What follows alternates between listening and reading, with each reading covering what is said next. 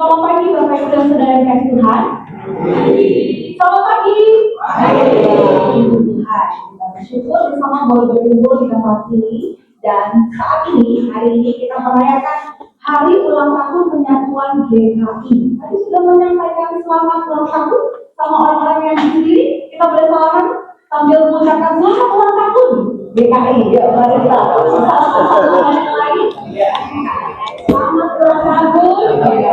Kita bersyukur bersama boleh ada di dalam gereja Tuhan.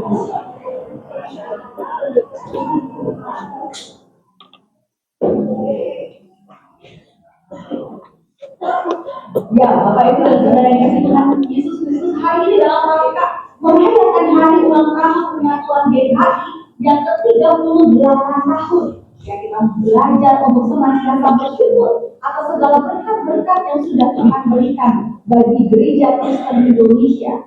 Yang saat ini ya sudah ada jemaatnya 237 jemaat ya, dan masih ada masih proses ya dari pos ke Bajeng, dari Bajeng untuk bisa menjadi jemaat.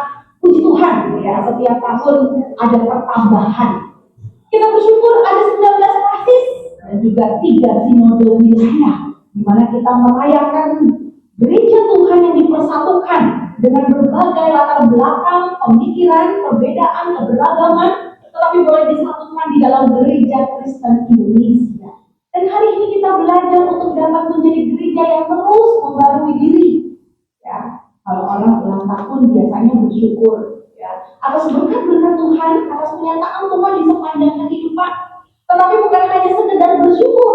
Hari ini kita juga diajak untuk dapat senantiasa bercermin.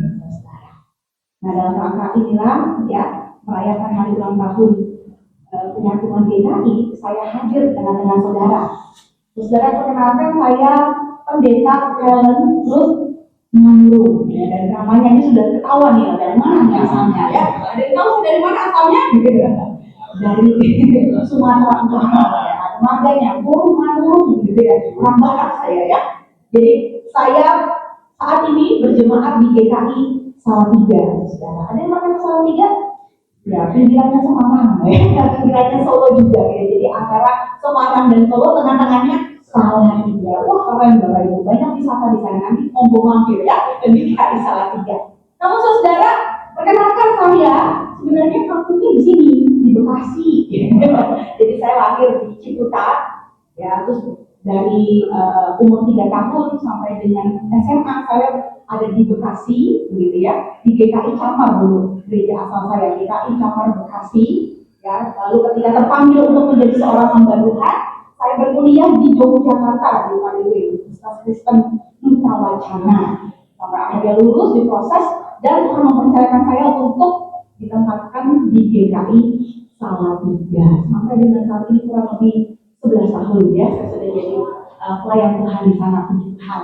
Dan saya juga sudah dikaruniakan 1 orang suami, ya, namanya cukup, ya, menambah ada, namanya manis habis, gitu ya. Harus setia ya. Lalu 3 orang anak, ya, laki-laki semua, ya. Anak KB kalau orang Jawa bilang, gitu ya. Ini orang Batak rasa Jawa, gitu ya. Kodratnya campur-campur. Ya saudara, kehadiran saya di sini juga menyampaikan salam kasih dan damai sejahtera bagi saudara sekalian, majelis jemaat dan jemaat GKI Mangga Besar, ya, dari majelis jemaat dan juga jemaat dari GKI Salatiga. Kiranya pelayan kita bersama semakin terus memuliakan Tuhan, mengharumkan nama Tuhan. Nah, pada kesempatan kali ini ketika kita merayakan ulang tahun Penyatuan GKI, kita juga diajak bersyukur dan juga bercermin, saudara. Saudara pernah bercermin ya? Pernah ya? Kapan terakhir kali saudara bercermin? Kalau saya tadi ngaku aja ya. Sebelum saya datang ke sini sudah bercermin dulu. Tadi juga berganti pakai toga pendeta, juga harus bercermin ya, supaya rapi, supaya terlihat baik ya. Setiap hari kita bercermin. Itu juga gereja Tuhan saat ini diajak untuk dapat bercermin, melihat tentang diri sendiri.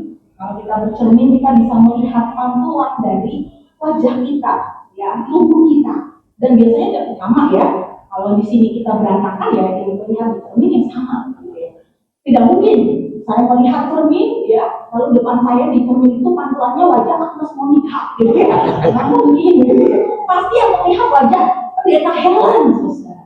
Dan kita belajar untuk melihat penampilan kita bagaimana, apa yang perlu diperbaiki, apa yang perlu dibuat menjadi lebih baik, apa yang perlu dihilangkan, ya, atau tidak perlu lagi ada di bagian penampilan kita, apa yang perlu dikurangi dan ditambahi dan segala macam untuk bisa menata diri menjadi lebih baik. Begitupun juga gereja Kristen Indonesia, kita diajak untuk dapat bercermin kalau sudah berpelayanan sampai dengan sejauh ini, ya, apa yang sudah kita lalui bersama dengan Tuhan. Tentu ada begitu banyak tantangan yang sudah kita lalui bersama-sama dengan Tuhan. Tapi kalau sampai pada hari ini gereja Kristen Indonesia terus bisa menyuarakan kasih, menyuarakan kebenaran, bukankah itu juga adalah semuanya karena anugerah yang daripada Tuhan Yesus Kristus. Ya, seperti pemazmur tadi, penolong kita adalah Tuhan yang menjadikan langit dan bumi. Penolong kita yang setia, yang selalu hadir di dalam setiap kehidupan kita. Kita diajak untuk melihat kepada diri sendiri sebagai sebuah gereja. Apa yang masih terus kita harus upayakan maksimal, apa yang harus kita kurangi kalau sekiranya itu tidak sesuai dengan apa yang Tuhan kehendaki bagi gereja kita. Apa yang terus harus kita suarakan di tengah-tengah dunia ini, ya, yang penuh dengan perubahan-perubahan. Tentu kalau kita berkaca, kita melihat ada sesuatu yang gak beres. Ya, yang rapi rambutnya berantakan, kita rapikan, saudara. Begitupun juga dengan gereja. Ketika kita melihat di dalam diri kita sebagai gereja Kristen Indonesia ada yang kurang pas, mari kita pantaskan, kita benahi, kita menjadi pribadi yang lebih baik lagi. Dan firman Tuhan di dalam Injil, kita belajar untuk dapat bercermin melihat dan menata kembali kehidupan gereja. Seperti Yesus yang bertanya kepada murid-muridnya, bagi orang lain anak manusia siapa? Mereka bisa menjawab, ya, sesuai dengan pemahaman mereka masing-masing. Yang sekiranya kita melihat tidak ada yang pas dengan jawaban yang seharusnya yang ingin didapatkan oleh Yesus. Lalu Yesus kembali lagi bertanya, menurutmu aku ini siapa? Lalu yang menjawab adalah Simon Petrus. Dia berkata, engkau adalah Mesias, anak Allah yang hidup. Dan jawaban itulah, saudara, yang dinantikan oleh Yesus. Lalu Yesus mengatakan, berbahagialah engkau, sebab apa bukan manusia yang mengatakan itu kepadamu, tetapi Bapa-Ku yang ada di surga. Karena tidak semua orang, saudara, pada saat itu bisa melihat identitas Yesus yang sebenarnya. Mengapa di akhir perikop dikatakan bahwa Yesus mengatakan kepada mereka, jangan beritahukan kepada siapa-siapa dulu. Bukan karena itu rahasia, tapi waktunya yang belum pas. Karena untuk segala sesuatu ada waktunya. Ketika Yesus disalibkan lalu dia bangkit, dia menyatakan keselamatan kepada semua orang berdosa, maka ketika itulah waktu yang pas untuk bisa terus menyuarakan tentang kehadiran Yesus sebagai Mesias. Bapak Ibu saudara yang dikasihi oleh Tuhan Yesus, sebagai sebuah gereja masihkah kita juga memegang kepercayaan iman kita yang menampilkan kehidupan menunjukkan tentang siapa itu Yesus Kristus sebagai Mesias dan anak Allah yang hidup? Apakah di dalam setiap pelayanan kita, program-program yang kita miliki itu menunjukkan kemuliaan bagi Allah Bapa, Anak dan juga Roh Kudus? Apakah kita sudah menjadi batu karang yang teguh dan diinginkan Kristus untuk senantiasa hadir bagi dunia yang Ia berikan untuk kita bersaksi? Apakah kita adalah sebuah gereja yang mengakui bahwasanya gereja ini siapa pemiliknya, saudara? Siapa pemilik gereja Kristen Indonesia? Bukan ketua sinode ya, bukan beberapa jemaat tertentu atau satu jemaat yang lebih besar daripada sekian ratus, ya 237 jemaat yang ada. Kan, saudara, kita Kita mengakui bersama bahwa yang memiliki gereja Kristen Indonesia adalah Yesus Kristus. Itu identitas kita sebagai pengikut Kristus. Dan itu harusnya juga yang melihat dalam setiap persekutuan yang ada, baik itu dalam lingkup yang kecil, jemaat, atau sampai dengan lingkup yang lebih luas, ya, klasis, sinode wilayah, bahkan sinode. Saudara, kita juga terus menyuarakan bahwa apapun yang kita lakukan, sehebat apapun gereja kita, itu semua adalah asalnya dari Tuhan Yesus. Itu sebuah pemurahan Tuhan Yesus Kristus yang kita terima, yang kita syukuri, dan terus kita hidupi dengan kehidupan. Saudara, kita juga meyakini bahwa kita bukan hanya sekedar perkumpulan orang, saudara, tapi ada makna komuni yang artinya persekutuan. Saudara, kalau perkumpulan orang itu bisa aja diceritakan tentang orang yang nonton bioskop, sama-sama berkumpul di satu tempat, sama-sama duduk sebelahan, ya, mereka menyaksikan perkumpulan yang sama, ya, tetapi belum tentu mereka mengenal satu dengan yang lain. Belum tentu mereka saling menyapa satu dengan yang lain. Oleh sebab itu kita diajak untuk juga melihat selama ini gereja kita seperti apa. Apakah seperti perkumpulan orang saja, atau sebuah persekutuan yang hangat, yang sesuai dengan apa yang Yesus kehendaki dalam kehidupan kita. Kita saling mengenal satu dengan yang lain, kita saling mendoakan. Ketika ada yang sakit, kita tahu, kita doakan, kita semangati. Ketika ada yang bergumul berat, lalu kita semangati, ya, saling mendorong dalam kasih. Ketika ada yang kekurangan, kita saling melengkapi satu dengan yang lain. Ketika ada yang haus untuk terus mencari Kristus dalam firman-Nya, kita bersama-sama bersekutu untuk terus bertumbuh di dalam Kristus. Sekarang kalau kita gereja Kristen Indonesia tidak pernah berjanji, maka kita lama-kelamaan kita saja luntur imannya. Di tengah-tengah gejolak dunia yang selalu menunjukkan tentang validasi, ya, pengakuan, kehebatan, persaingan. Kita gereja tidak boleh bersaing satu dengan yang lain. Bukan siapa yang hebat, siapa yang lebih besar, siapa yang lebih terkenal, siapa yang lebih modern. Tapi bagaimana kita bersama-sama hidup untuk saling mendampingi, menolong, dan memperlengkapi satu dengan yang lain untuk kemuliaan nama Tuhan Yesus. Kita diajar juga untuk berjanji, saudara. Seperti bacaan kita dalam Roma 12. Bagaimana gereja itu butuh untuk terus memperbaharui diri. Memperbaharui diri itu tidak selalu yang kuno-kuno, yang makanya ganti. Kalau kita berpikir kita mau beli baju baru, baju lamanya dipakai nggak, saudara? Dirangkap gitu ya? Enggak ya? Biasanya kalau kita punya baju baru, ya kita pakai baju baru, yang baju lamanya ya nggak kita pakai. Nanti suatu waktu kita pakai lagi. Itu ilustrasi untuk baju. Tapi untuk bisa memperbaharui diri, itu bukan tentang hal apa yang terlihat dari luar saja. Bukan tentang hal dari bangunan fisiknya saja yang terlihat, tapi tentang memperbaharui diri yang lebih dalam lagi. Seperti Roma pasal 12 ayat 2 yang mengatakan, janganlah kamu serupa dengan dunia ini, tetapi berubahlah oleh pembaharuan budimu. Yang diperlukan adalah pembaharuan budimu. Dan bahasa aslinya, Yunani katakan nous. Perubahan pola pikir, cara berpikir untuk melihat sebuah sudut pandang. Kita harus berbeda dari apa yang dilihat oleh dunia. Kalau dunia berorientasi pada diri sendiri, ego, kepentingan pribadi, fokus kepada apa yang terlihat dari luar, tambah fisik, mengikuti arus reaktif dan emosional. Tidak.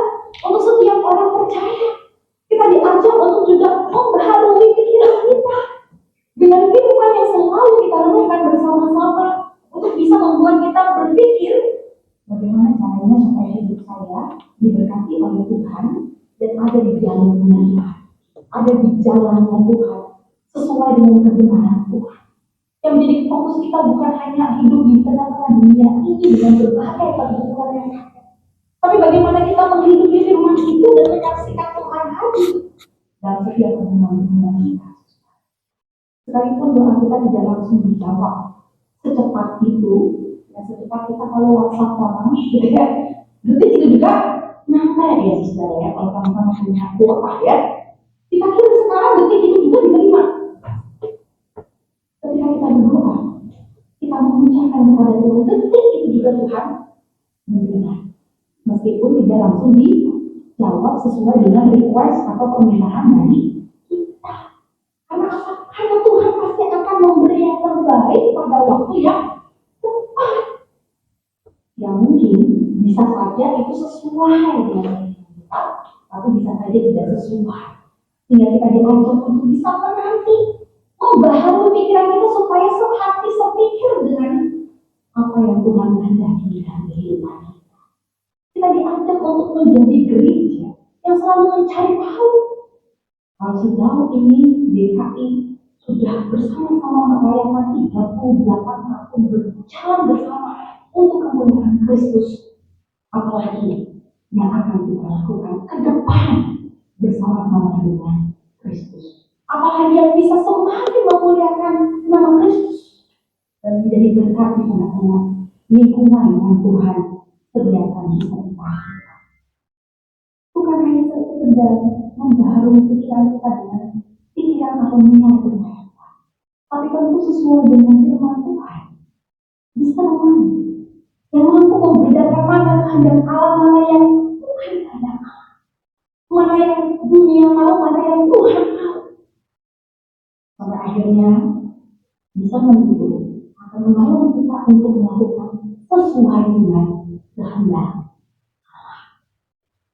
Menjadi fokus kita bukan dunia, instan, popularitas, tetapi sebuah kebenaran kasih ketaatan kepada Kristus, sebuah panggilan yang luar biasa yang Kristus berikan kepada kita, dan juga Roh Kudus yang selalu menolong kita dipimpin oleh hikmat Tuhan.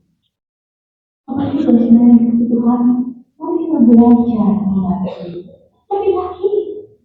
Ketika kita terus tekun mencari Tuhan di dalam firman-Nya, biar itu juga yang kita hidup di dalam kehidupan kita. Biar firman itu juga membaharui kita dengan cara kita melayani. Ini bukan hanya tentang seberapa ragam sih, macam sih kita punya program kegiatan, seberapa heboh sih, seberapa meriah sih, antusias dari jemaat ataupun simpatisan yang mengikuti kegiatan-kegiatan gereja. Bukan hanya sampai di situ, saudara, tetapi lebih daripada itu. Bagaimana kita belajar untuk bisa hadir dan peduli menjawab kebutuhan dunia saat ini. Tantangan popularitas, variasi, pengakuan, kesombongan diri. Bagaimana gereja mengajarkan kerendahan hati dan tetap melayani, bukan menuntut untuk kita. Bagaimana gereja menyuarakan kebenaran untuk juga bisa.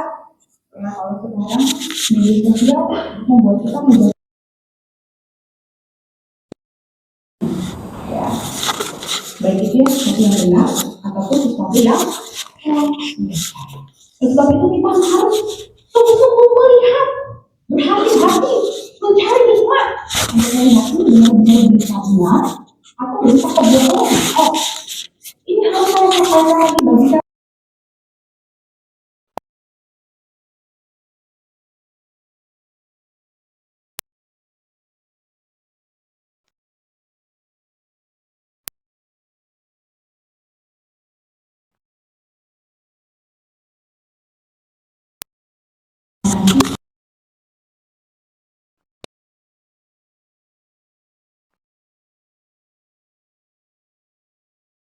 Memahami kasih, karena kebanyakan saudara media sosial itu mendekatkan jauh menjauhkan dekat media kita punya teman banyak di media sosial, tetapi kita merasa dunia kita punya komunitas banyak, tapi tidak ada relasi yang terjalin begitu dekat, tidak ada banyak sekali orang-orang zaman sekarang yang depresi, stres, karena masalah hidup yang begitu berat, tidak ada orang yang mau mendengarkan. Bahkan yang lagi laris katanya sekarang psikolog, ya, psikolog, orang yang mau mendengarkan. Karena semua orang sibuk dengan dirinya sendiri, bahkan dalam satu keluarga pun kadang-kadang tidak punya waktu untuk hanya sekedar mendengarkan dan mendengarkan isi hati dari anggota keluarga yang lain. Tinggal mencari telinga dan nanti bekerja. Menjadi orang yang di luar dari keluarga, di luar dari diri. Ya kalau dia dapat orang yang tepat, dapat orang yang baik. Coba bayangkan kalau dia bertemu dengan orang di luar sana yang mau berbuat jahat, itu merugikan dirinya sendiri, itu merugikan anggota keluarga kita. Dan sebab itu kita diajak bagi gereja terus kasih kepedulian, memberikan waktu bagi anggota keluarga kita, bagi jemaat kita, supaya kita boleh tetap senantiasa saling mendukung satu dengan yang lain, supaya tidak mencari di luar sana yang belum tentu baik kebaikannya buat kita, yang belum tentu senilai untuk mencari nilai-nilai kerajaan Allah sesuai dengan apa yang kita imani. Kita belajar untuk terus bertumbuh di dalam komunitas kita, di dalam persekutuan kita, di dalam gereja kita, dan terus juga boleh senantiasa berkarya di dalamnya. Saudara, dalam rumah ini bacaan yang unik dari saya. Rasul Paulus secara unik yang menyebutkan beberapa karunia-karunia yang berbeda-beda. Meskipun karunia itu berbeda-beda, tetapi satu tubuh. Namanya siapa, saudara? Tuhan Yesus Kristus. Semuanya perannya beda-beda, tapi semua dilakukan bersama-sama untuk memuliakan Tuhan Yesus Kristus. Kalau di dalam Korintus, ya, di dalam kitab yang lain disebutkan ada yang begitu menafsirkannya, ada yang bisa bernubuat, berbahasa roh, yang menggunakan bahasa roh, yang bisa menemukan dan lain sebagainya. Tapi unik bagi saya di dalam Roma 12 ini, spesifik Rasul Paulus menyebutkan hal yang mungkin bagi jemaat itu bukan sesuatu yang wow, yang terlalu luar biasa.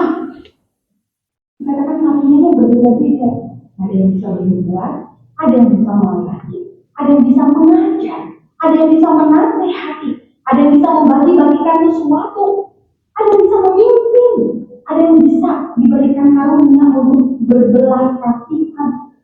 Tapi karena itu semua dengan sukacita, dengan baik untuk memuliakan nama Kristus. Saudara, karunia-karunia mungkin bagi kita, ini kalau dibandingin sama yang lain, mungkin ya, secara manusia melihatnya ini biasa. Tapi sebenarnya karunia tidak ada yang dan semuanya punya manfaat untuk pertumbuhan iman jemaat. Tapi saya mau mengingatkan kepada setiap kita bahwa sekalipun itu menghayati, sekalipun itu adalah anugerah untuk bisa memimpin, mengajar, apapun itu, mari kita rayakan, kita syukuri. Karena itu adalah berkat Tuhan bagi jemaat kita. Tidak usah membanding-bandingkan seperti dunia yang selalu membandingkan diri lalu menjadikan persaingan. Dalam gereja tidak boleh ada persaingan, saudara, karena ada kasih yang mengikat kita satu dengan yang lain. Bukan bersaing siapa yang lebih baik. Orang Jawa bilang tadi dibanding-banding, gitu ya kan, gitu ya. Tapi tidak perlu itu. Justru kita harus saling mendukung, saling mendoakan, supaya apapun peran kita, karunia kita yang berbeda-beda, semuanya bisa berjalan dan menjadi berkat dan mengenal Tuhan. Bersama seperti ibaratnya saudara, pohon yang kuat. Kita diajarkan dapat memiliki akar. Pohon itu kuat atau tidak itu tergantung akarnya. Kalau akarnya begitu sangat dalam, saudara, sebesar apapun namanya, ada angin yang datang menyerangnya, dia akan tetap bertahan. Walaupun daunnya rontok, tapi tetap bertahan. Tapi sebesar apapun pohon, kalau akarnya itu cuma tidak dalam, ya, tidak panjang, ada angin langsung mudah untuk roboh. Kita diajak sebagai gereja Kristen Indonesia untuk tidak akan kita melihat buat akar kita masuk terus ke dalam tanah, masuk terus melekat di dalam Kristus, sehingga ketika akar itu semakin kuat, semakin dalam, maka pertumbuhan itu akan semakin pertumbuhan itu akan menghasilkan tunas-tunas yang baru, bisa menghasilkan buah, bisa menghasilkan kehidupan yang baru. Dan seperti mohon tentu menjadi berkat bagi lingkungannya. Apapun yang dihadapi oleh Tuhan, yang tetap kuat kalau akan mengangkat orang Kristus. Karena pertumbuhan hanya akan terjadi ketika Tuhan memberikan kepada pohon itu. Gereja Kristen Indonesia seperti pohon yang besar yang sudah diberkati Tuhan, sejauh pertumbuhannya luar biasa, perkembangannya luar biasa. Walaupun dengan tantangan, punya pertumbuhan, bisa menyatukan ya, dapat ya, dan juga nanti untuk hati seperti kita dengan berbagai latar belakang yang berbeda. Tapi semua hanya karena anugerah Tuhan. Kita boleh semakin dikuatkan. Karena dalam merayakan usia yang ke-38 tahun. Untuk tidak senantiasa lupa berkaca, memperbaiki diri, dan terus menekan tinggal Kristus. Dan yang terjadi kita sebagai personal, ya individu, bagian dari kita, bersama terus menggunakan karya-karya yang sudah Tuhan berikan. Itu bukan hanya disebutkan dalam Romawi 12 saja ya. Harusnya Tuhan itu begitu sangat banyak, begitu sangat baik. Dan setiap orang tidak ada yang tidak diberikan. Kalau ini tidak ada, sesungguhnya. Kalau kita kadang-kadang bertemu dengan orang, saya tidak bisa apa-apa, saya tidak punya apa-apa, saya tidak punya lain. Yang ada. Yang ada kita belum menemukan kualitas kita dalam diri kita. Itu yang harus kita tahu. Saya tidak bisa apa-apa, Tuhan tahu. Tapi bingung mau di mana, gitu ya. Mari kita belajar untuk bersawi mengenai supaya Tuhan juga bisa pakai setiap pribadi untuk bersama-sama saling melayani dan memuliakan Kristus sebagai kepala gereja kita. Jadi di mana pun kita berada, bagaimana ini kebutuhannya dan saya dari salah tiga, kalau ada saudara kita dari DKI, pondok indah. Kalau ada saudara kita juga yang bertugas ya bertugas penampungan ya dari DKI. Sudah kelapa, gitu ya. Ternyata tadi ngobrol belum ibadah di sini dikatakan bahwa ternyata pendeta dari DKI Salatiga ada dua, tapi pendeta kita itu di sana, gitu ya. Jadi kami hanya bertukar juga, gitu ya. Ada melayani ke Jakarta, ya bertukar, pengatur juga ya. Ketuanya tertinggi, pendeta yang bersama dengan sama di DKI Salatiga. Puji Tuhan kita disatukan, kita bisa saling mengenal dan juga itu menjadi berkat bagi kita semua untuk tetap setia melayani Kristus dan setia berkata ya Tuhan memberkati kita. Amin.